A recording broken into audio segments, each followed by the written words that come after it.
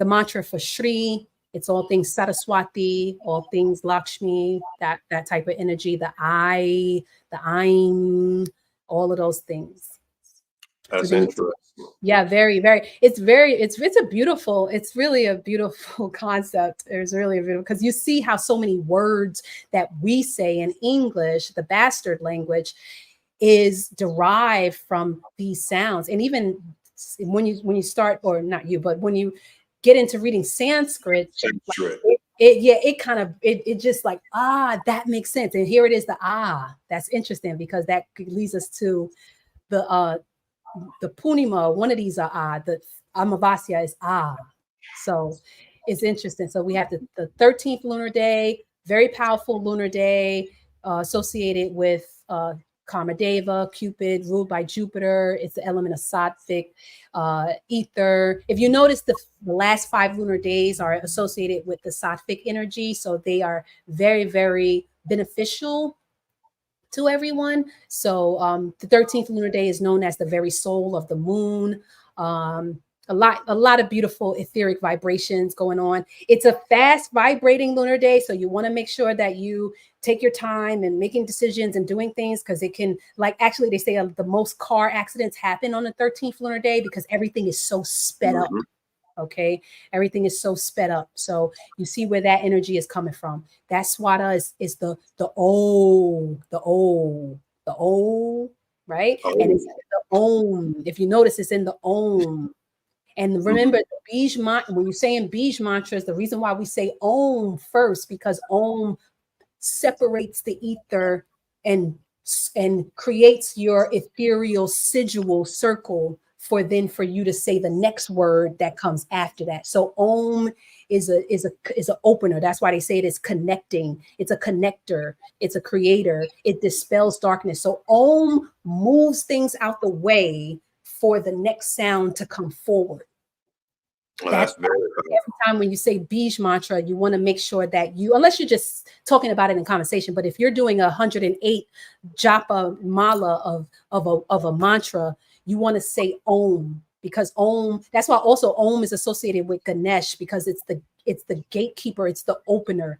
Om opens for you to put forth what you need to put forth, invoking the divine blessings from the multiverse, harmonizing all dissonances.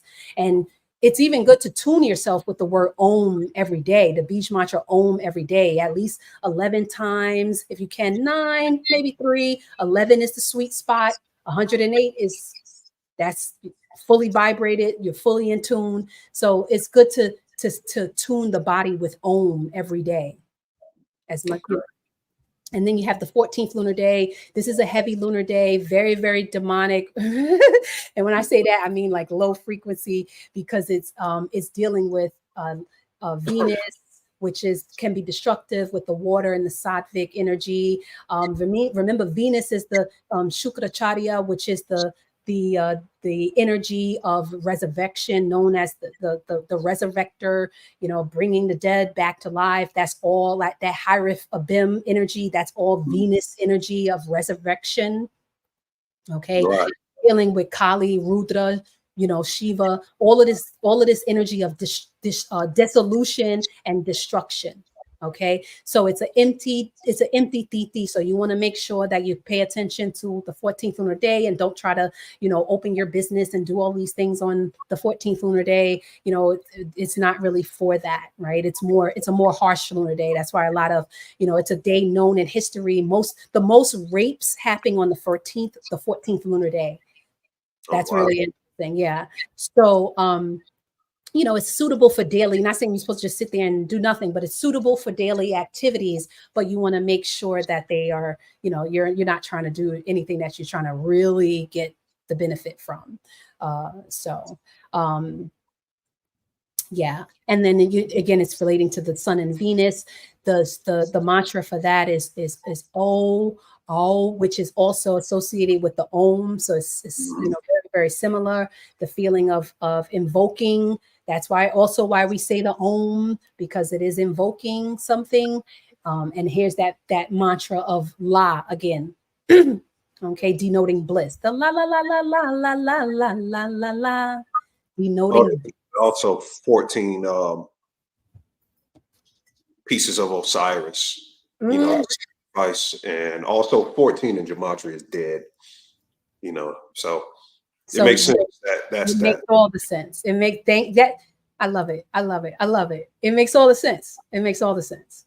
And then you progress to the 15th lunar day. So this is where we're going to end here, because the 15th lunar day, obviously you have 15 lunar days, right? You have the 15th lunar day of the waxing moon, which is which we know as the full moon. And then you have the 15th lunar day, which is Amavasya, which is the dark moon or the new moon. And although they are similar in terms of their tithi, they differ also, because the bright moon is actually, you know, the one that is where all of the energy, like, and during the full moon lunar day, all of the energy goes to our crown chakra. That's why they, you know, it's called like enlightenment on the full moon, is associated with that energy because it is lighting up the subconscious. So it's a great time. We have unlimited knowledge, or access to unlimited knowledge and unlimited powers at that time, because is that. Now, one thing about these 2 lunar days that they both have in common is that drinking alcohol on these 2 lunar days is really not the best thing to do, because you know, it's not supportive, and it's kind of going against what it stands for, and you kind of cheat yourself in a way of the benefits of the lunar day once you've introduced alcohol in your system. The reason why I say that is because the 15th lunar day, the full moon, is known as the one attracting all the nectar. So it can influence people to drink alcohol, right? So you want to go against that, because it's influencing, because it supports it, but you want to go against that, so that way you can harness the full endearment and endorsement of that lunar day and magnify what you're trying to materialize, your thoughts, because the thoughts are really powerful then too. So these 2 lunar days are very, very important. The Amavasya, completely dedicated to the ancestors. This is the day where you want to, you know, freshen your altar, your ancestral altar, make it beautiful. You want to put out your offerings. You want to spend time meditating, contemplating with your ancestors, so that they can help you in this realm, in this battlefield. Okay, it's also associated with the Nagas. It's, you know, it's interesting. K2 was said to be born on the Amavasya lunar day. So, you know, it just gives you insight of what this lunar day holds. It's good for, you know, meditation. It's good for detoxing, purification, reciting mantras, learning mantras. It's always good to listen to mantras for some time before you enunciate them, if you're not confident in that. But that's another reason why you put the Om in front, so that way, you know, it protects you. So these lunar days, these 2 they both connected with the heme, right? With the transformation. But if you notice, the Amavasya is connected with the the final release, and the full moon is connected with the which leads us to here, because this is where this is coming from. Okay. The you know, the Om, the Ham, the Ram. This is where all of this is coming from. If you relate these to the Tithis, all of these sciences are related, and they all have pulled from the same, you know. Again, you've got the Ida, the Pingala. Like I said, you honor your mother, your left side. You honor your father, your right side. You visit and tap into your guru, which is your crown chakra, so that way you can perfectly guide your Atman, which is your soul. That's why you're here, to tap into all of this. Honor the divine mother, honor the divine father, visit the guru often to get that knowledge, so that way you can lead your soul. That is so powerful. That is such a lot of information for you guys to understand how all of that just came together. Yes, and I know I was a bit winded, but it's a lot to unpack. Like I said, you know, it's a lot to unpack. This is something that rarely you will get on YouTube, guys. You know, this is a lot of information, I agree. you know, for that. So appreciate how she's described this and gave you all that she could on. I'm pretty sure she can go deeper, but Yeah, all yeah. But no, no. no, I said I'm pretty sure. So this is what the master of unlocking, you know, the information of going through it. So this is something that's very cherished. It will take me some time to go through this stuff and actually, you know, place it. And that's why I formulated like this. Like my aim is that, okay, everyone may not be ready for all of this in this time right now, but us bringing it forth in the ether, Akash is going to hold it so that way, whenever someone is ready for it, whatever part of it that we've gone through, eat it small sections, it's in the ether. We've done our divine duty to bring this forward because it is a lot to unpack. You're not going to get this information in one, not even in one book, one lecture, anywhere, because it is accumulated information that is condensed. And I try to condense it and put all of the most highlighted and important parts, because I do want all of the family to use this as a tool, because the more that we all tap into remembering the Akash and this energy, the better we all will be. We're all helping each other out, the collective, you know, we all have the power to tap into this. And the more that we tap into it, the better off we'll be. Exactly. Thousands of years condensed. Yeah. So, ladies and gentlemen, KALINI, can you please give them, because I know a lot of people want to donate. They want to probably set up to do something with you, consultation, whatever it may be. So can you give them first a way for them to reach out to you? Sure. Something. Should I stop sharing now? Or yeah, I can pull it down. Okay, cool. Yeah.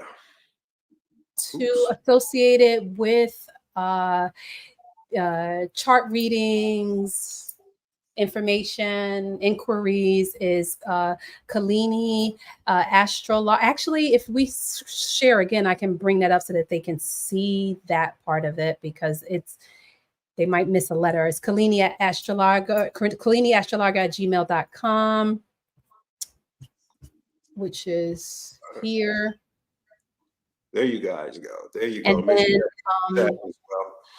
thank you. And then my Cash App is, let me just make sure, it's Mentos. Hold on. Let's just check it, because yes, it's $ Mentos 20, MENTOS, the number 2 and the number 0. So that's Mentos 20, MENTOS, the number 20 is my Cash App. I did want to just make sure that the screen captures this here, because I put some websites and apps that you guys can tap into to see if they can assist you with some of the things that you've learned here, just getting familiar with it. There are apps and websites that give the daily panchang, or tells you where the moon is. This deluxe moon app is become one of my favorite moon apps now, because it lets you set the settings to sidereal. So every day it's once you set the setting to sidereal on the deluxe moon app, it will show you where the moon is sidereally, and what tithi is going on for the day. That's a brilliant app. Drik Panchang is a website that gives the whole panchang. It's very, very detailed. Sometimes it might be more for an advanced viewer, but if you take your time with it, you'll be able to comb through what it is. It's great. Deva Guru is great because it gives you panchang. This is how I found I used Deva Guru to find out when what was going to happen on 9/11, that tithi, that with Mercury, the Buddha Ashtami. That's how I find that. It helps you put in a couple of search criteria, and you can know when a tithi is going to fall on a certain lunar day with a certain nakshatra. Brilliant. Cosmic Insights, you already know that's one of my favorites, one of my go-to. Journey with the Nakshatras website. I didn't put that here, but that's the website that gives all of the information about the Nakshatras. She also sells a PDF that really breaks down each nakshatra and the sweet parts of the nakshatra. Very brilliant. AAPS Space is a website that you can use to track the planets and know when the planet is going to go into the next nakshatra, when it was in the other nakshatra. That's brilliant. Learn Sanskrit is a website that I use as a Sanskrit dictionary to help me decipher what these words are.